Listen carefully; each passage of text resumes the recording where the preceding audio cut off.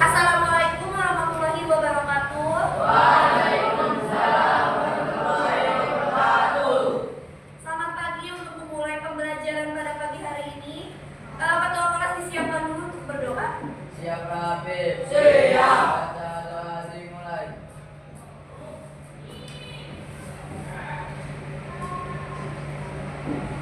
Berdoa selesai. Siap memberi salam. Assalamualaikum warahmatullahi wabarakatuh. Oke, sebelum pembelajaran dimulai, saya mau absen dulu ya.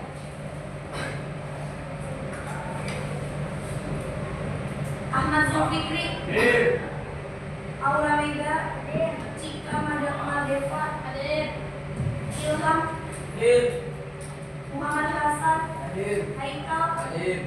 Oktavia Dharma, Raihan Tirta, Sakit. yang juga ada Sakit. Reza Mubarok, Hadir. Lufan Nabila, Zahi, Zaki, Sakit. Yahya, Hadir. Zauza. Oke. Berarti hari ini yang tidak masuk ada 2 orang ya. Itu keterangannya katanya sakit. Ya. Sudah izin? Sudah. Sudah. Oke. Bagaimana kabarnya hari ini? Baik. Udah pada sarapan? Ya. Selamat belajar hari ini. Oke, sebelum pembelajarannya dimulai kita ice breaking dulu ya, seperti biasa. Oke. Konsentrasi. Konsentrasi dimulai. Oke, kurang kompak. Dari ulang. Konsentrasi. Konsentrasi dimulai. Oke, benar ya ini ya. Konsentrasi dimulai. Oke. Sebelum dimulai, baik semuanya berdiri dulu ya untuk kita mengecek kerapihan. Nah, dicek dulu bajunya yang belum dimasukin, roknya, celananya. Oke, nah yang udah boleh duduk.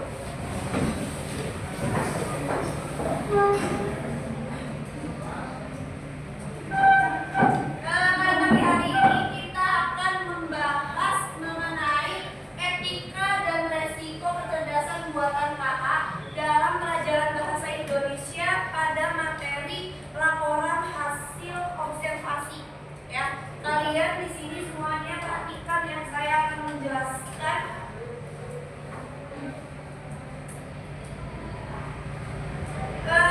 Untuk materi laporan hasil observasi dengan etika digital, coding dan KA. Jadi kali ini saya akan menjelaskan ya di dalam pelajaran bahasa Indonesia. Nanti kalian menyusun teks laporan hasil observasi LHO dengan memperhatikan strukturnya, kaidah kebahasaan dan kelengkapan isi. Selanjutnya pada etika digitalnya kalian akan memahami dan menerapkan etika digital dalam pencarian, penggunaan dan mempublikasi informasi. Karena nanti kan kalian akan mempublikasi laporan hasil observasi ya. Nanti saya akan menjelaskan etikanya, bagaimana caranya gitu. Selanjutnya dalam coding dan KA kalian akan menerapkan logika algoritma atau coding dan memanfaatkan KA untuk mengolah serta mempresentasikan data laporan hasil observasi yang seperti apa. Jadi nanti kalian akan mempresentasikan hasilnya itu ya. Oke, kalian semuanya perhatikan, saya akan menjelaskan ya. Yang pertama ini mengenai etika ya, etika KA. Etika KA ini adalah sebuah pedoman ya atau prinsip moral yang mengatur bagaimana kecerdasan buatan itu digunakan, tetapi secara aman, adil dan bertanggung jawab agar tidak merugikan manusia atau lingkungan. Jadi kalian nanti ketika mau mempublikasikan hasil observasi itu kalian datanya itu harus secara aman, adil dan bertanggung jawab ya, agar tidak merugikan orang sekitar kita, di lingkungan kita atau manusia di sekitar kita gitu ya. Jadi ada prinsip moralnya. Selanjutnya etika digital dalam coding ya. Jadi etika dalam coding ini sebuah aturan, prinsip dan sikap yang harus membuat ya. Ketika kalian nanti membuat laporan hasil observasi, itu ada etika digitalnya di dalam coding tersebut ya.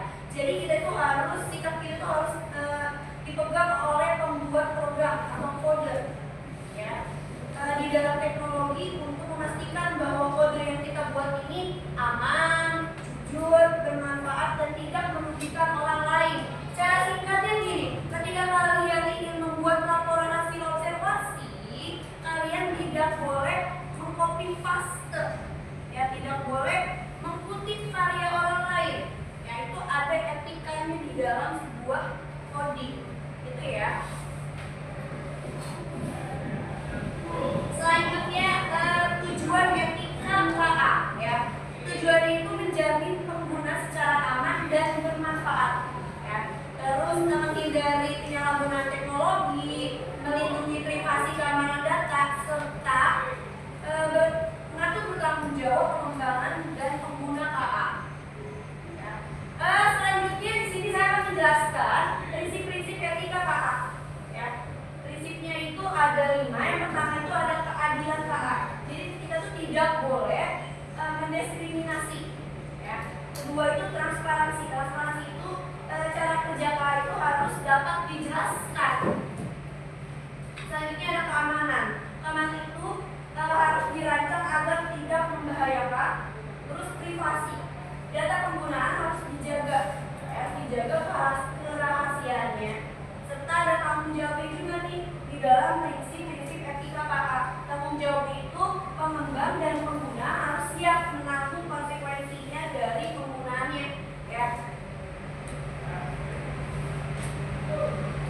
Selanjutnya cara mengurangi resiko. Cara mengurangi resiko ini itu menggunakan KA dengan bijak dan sesuai aturan yang sudah saya jelaskan tadi, bahwa kita dalam menjelaskan laporan hasil observasi, hasilnya itu tidak boleh mengutip karya orang lain ya. Mengutip itu nggak boleh sembarangan asal-asal menjiplak karya orang lain ya.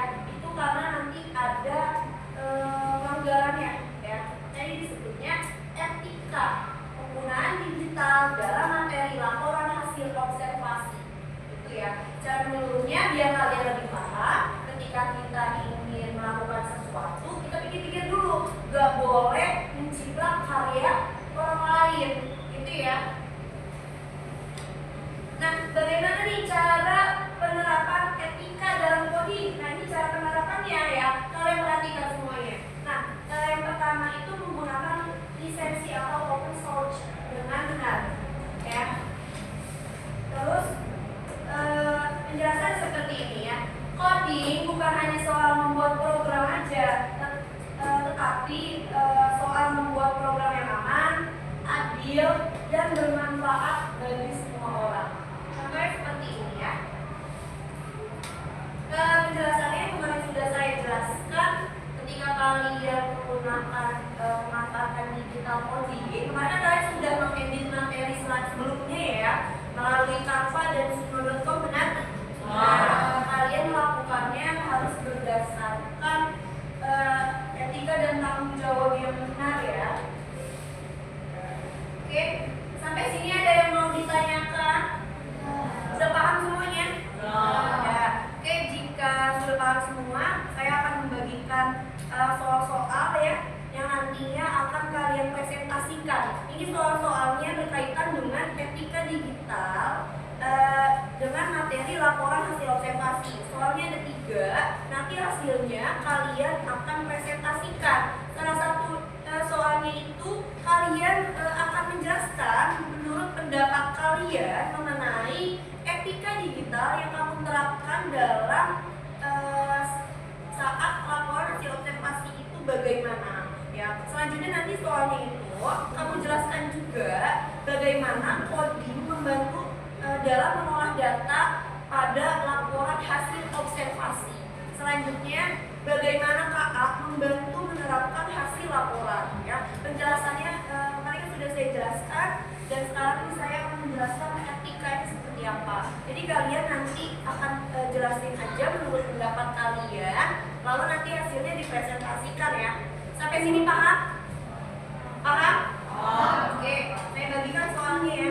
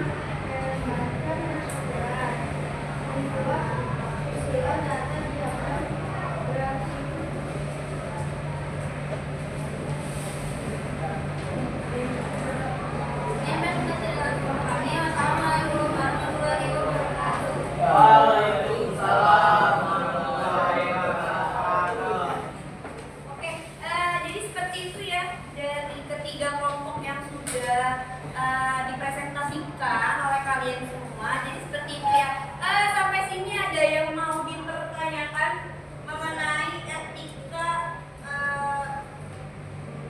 kecerdasan buatan dalam laporan hasil observasi? Ada yang mau ditanyakan? Sudah paham semuanya? Nah, jadi cara penerapannya seperti itu ya. Ketika nanti kalian akan melakukan laporan hasil observasi, etikanya seperti itu ya. Benar ya, tadi udah ada 3 kelompok yang maju menjelaskan seperti itu ya. Jadi kalian benar menjelaskan etika dalam laporan hasil observasi. Penerapannya itu bagaimana? Benar ya, yang pertama itu meminta izin sebelum memotret atau merekam orang lain. Jadi ketika kalian akan melakukan laporan hasil observasi, pastikan objeknya akan difoto. Jadi kalian nggak boleh sembarangan asal foto aja, tapi harus meminta izin dulu ya. Ketika kalian mau observasi objek apa nih, jadi kalian harus minta izin dulu sama orangnya, yaitu berkaitan dengan etikanya seperti apa ya. Yang kedua, bagaimana coding membantu mengolah data observasi. Jadi benar ya, kalau kamu menjelaskan membuat program sederhana untuk mengelompokkan data berdasarkan kategori. Nah tadi kan kamu kategorinya kamu jelasin, yang pertama ada jenis tanaman, terus bunga, pohon, rumput. Itu contohnya benar ya. Jadi laporan hasil observasi jenisnya itu kamu jelaskan gitu ya. Selanjutnya yang ketiga tadi, bagaimana cara membantu memperkaya laporan hasil observasi. Jadi kamu tadi jawabnya benar ya, menyediakan informasi tambahan yang relevan. Selanjutnya mengidentifikasi objek dari foto ya. Misalkan AI, mengenali nama tanaman atau spesies hewan. Jadi benar ya jawabannya. Tepuk tangan buat kalian semua. Semuanya keren, hebat, luar biasa ya. Oke, karena tidak ada pertanyaan, kita tutup pembelajaran pada siang hari ini.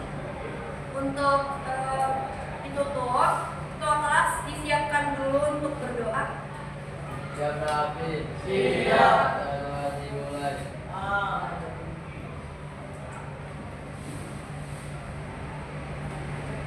Doa selesai. Saya memberi salam. Assalamualaikum warahmatullahi wabarakatuh. Oke, terima kasih semuanya anak-anak. Semoga pembelajaran pada siang hari ini dapat kalian sapi materinya. Semoga bermanfaat buat kita semua ya.